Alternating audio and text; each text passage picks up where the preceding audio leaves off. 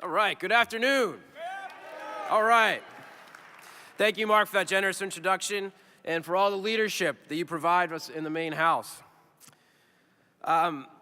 We also learned from Bronwyn Tudor, one of our award recipients last night, that we have to be reminded to have good manners and say thank you a lot in this business. And I also need to do that because my mom is here this evening, so I need to demonstrate that I still have good manners. So I want to single out one person who really makes this convention go. She's done it now for 2 straight cycles. And I want to ask Stephanie. Stephanie, come here. We want to have a big standing ovation for Stephanie Clifford, who makes this all run on time and run smoothly.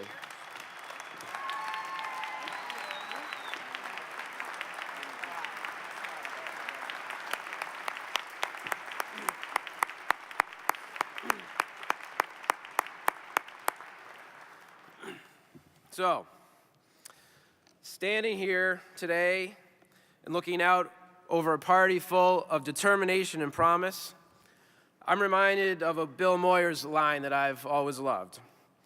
There is no inevitability to history. Someone has to seize it and turn it. We proved the wisdom of that statement over the last 4 years. When I was elected to this post in January of 2011, I said we needed to begin anew. We needed to reform, to innovate, and to rediscover our values. I asked all of you to dig in for some hard work. I asked that you refuse to accept the fate that many had written for us after 2010. I asked you to seize the moment and to turn it. And you did. We took on the LePage administration as they turned their backs on workers' rights, women's rights, and voting rights. We won special election after special election. In November of 2012, we won back more seats in the legislature than anyone thought possible. That was your work. And because of that foundation, today we sit poised to complete one of the great turnaround stories in Maine political history. Because of you, the state of our party is strong and getting stronger every day.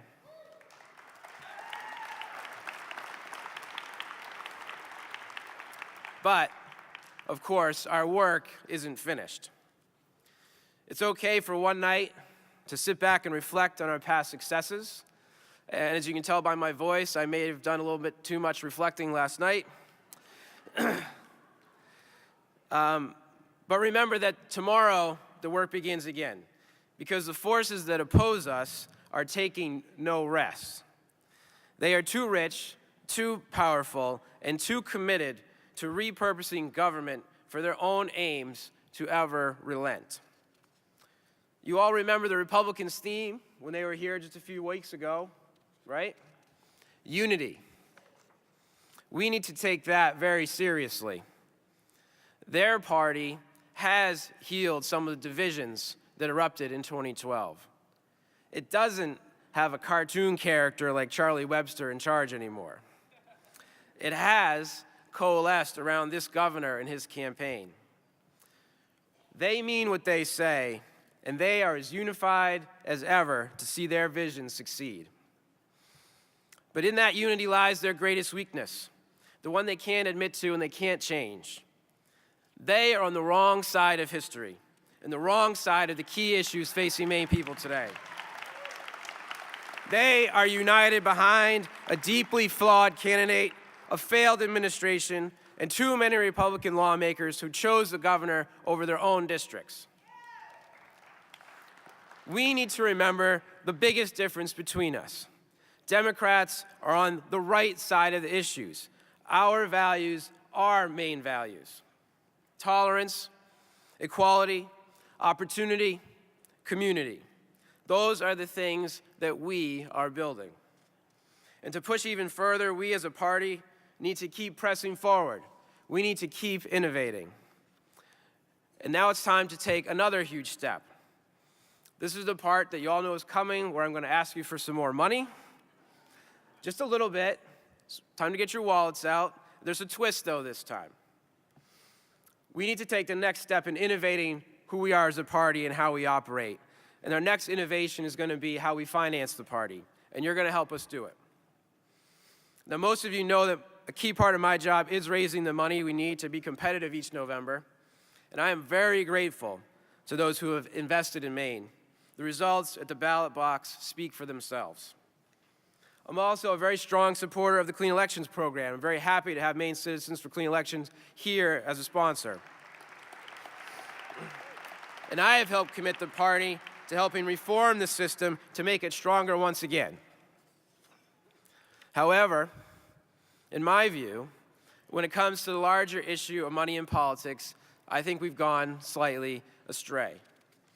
We've looked everywhere for help. We've asked lawmakers to rein in the sources and amounts of money spent in campaigns. We've asked the people to pass laws directly. We've asked the courts to intervene. We've asked regulators to get tougher. We've even put it in our platform as of this morning. But despite all of this, things are as grim as ever, especially with the current U.S. Supreme Court, and they are getting worse. One of my favorite writers right now is a man named Charlie Pierce. He wrote recently that we are in a new gilded age in which self-government gives way to oligarchy, and in which the forces of organized money power have sealed off all the avenues of democratic reform. Note how I credit my sources, and I'm paid far less than $1 million for this report. Now, Charlie Pierce is right, of course, but I think only in part. Not all the avenues have been sealed off. They can't take away our ability to look in the mirror and choose to reform ourselves. And that's what I'm here with you tonight to ask you to do with us. I'm ready to offer you a deal when it comes to how we raise money. I'm ready to transform how the party raises money.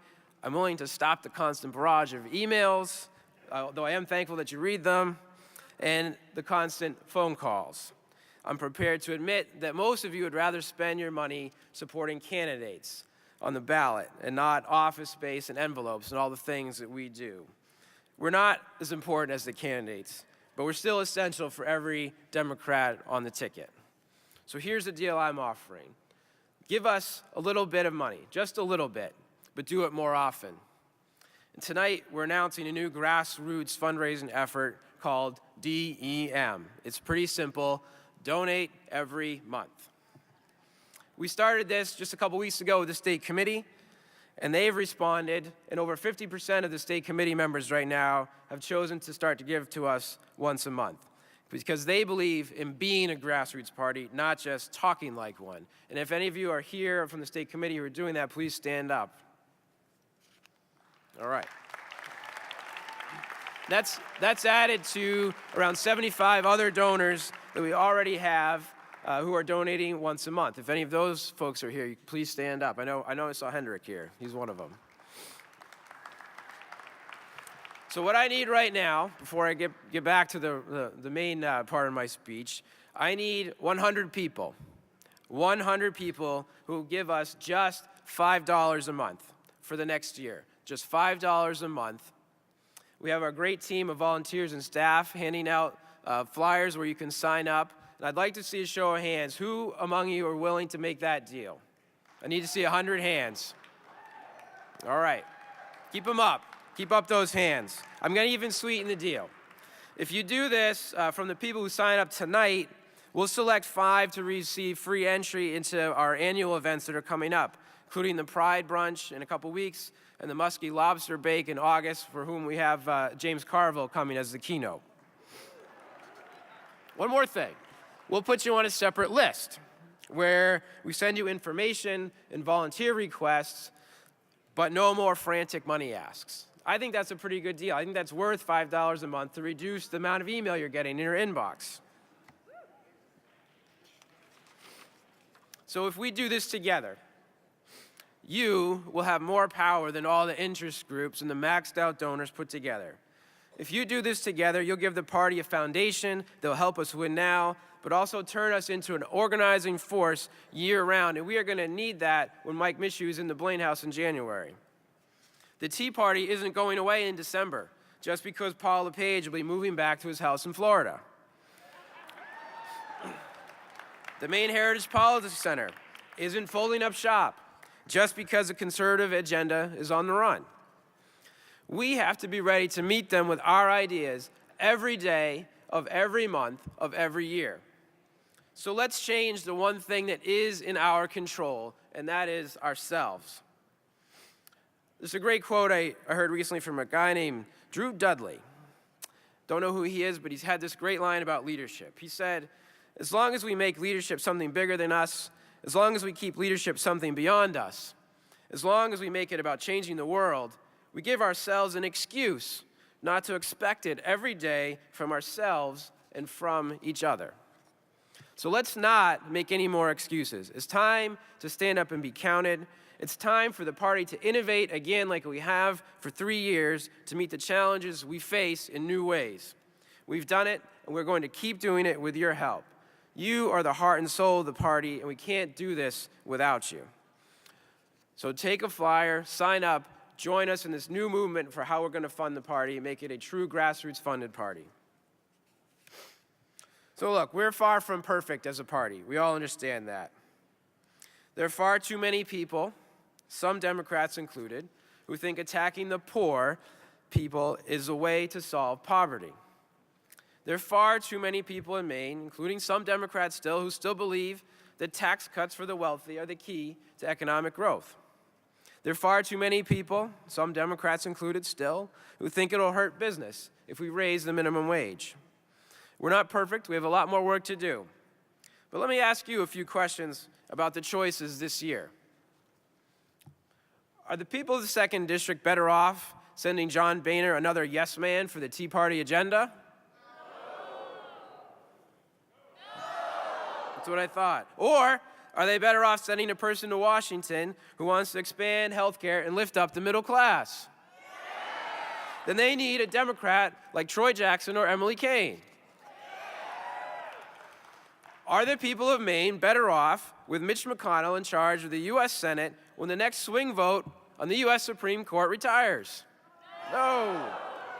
Or are they better off with President Obama, or President Clinton, hopefully in a few years, and Harry Reid picking a new justice? Then they need a Democrat like Shenna Bellows. Are the people of Maine better off with 4 more years of Paul LePage's program to dismantle schools, organize workers, environmental protections, local control, and the social safety net? No. Are the people of Maine better off with a new governor at this critical time with 0 relevant experience who has said he would have done a lot of things that Paul LePage has done if he had been governor? I didn't hear that one loud enough. Or are the people of Maine better off with a governor who drove a forklift in a mill, who understands what people are going through, who has the right kind of experience and the broad support in the legislature already to move Maine forward? Then we need that Democrat named Mike Michaud. Let's not kid ourselves, though.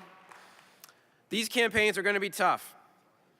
Pundits in Washington think the GOP is favored to win the 2nd District race. Incumbent U.S. senators are very hard to beat. And if you think that's hard, no incumbent governor in Maine has been defeated for re-election in 48 years. And it's time, that's right. The work to win these campaigns is well underway. As of today, the party has made over 125,000 phone calls and knocked on over 20,000 doors. But we have a lot more work to do over the next 150 days, and we can do it if you help us. We know the most persuasive thing in politics is a conversation with a neighbor or a coworker or a friend. It's time to add your voice. If you care about this state as deeply as I do, if you're as appalled by Paul LePage as I am, if you're as tired of Susan Collins as I am, if you voted for President Obama like I did, then right now is the time to put everything you've got into helping this effort. Everything we've been waiting for since 2010 is right in front of us now. And the only thing to do is to seize it and to turn it. And you know why I know we can do this? Because we've been here before as a party, and we have faced even longer odds.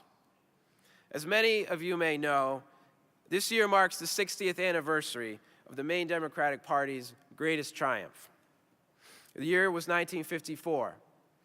Republicans had ruled Maine for generations. The Roosevelt and Truman patronage jobs had dried up. There hadn't been a Democratic governor in Maine for 20 years. There were only 15 Democrats in the Maine House. There are only 3 Democrats in the Maine Senate. Many legislative committees had no Democrats at all. Margaret Trace Smith was at the top of the ticket at the height of her power, and Governor Cross was running for re-election.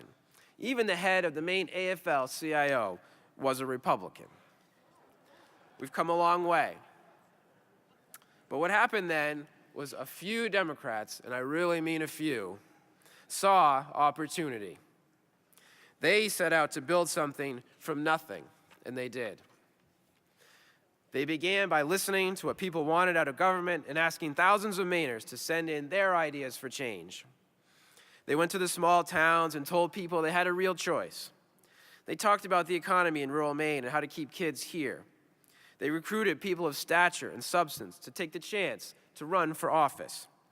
They raised the grand sum of $18,000 for the whole ticket, and they went on television for the first time. And they did it live. They didn't even have the technology to be recorded. And they won. They won in big cities and small towns. And they won in every county but 3 across Maine. They won because a few people decided that they could change the world around them, including one man named Ed Muskie.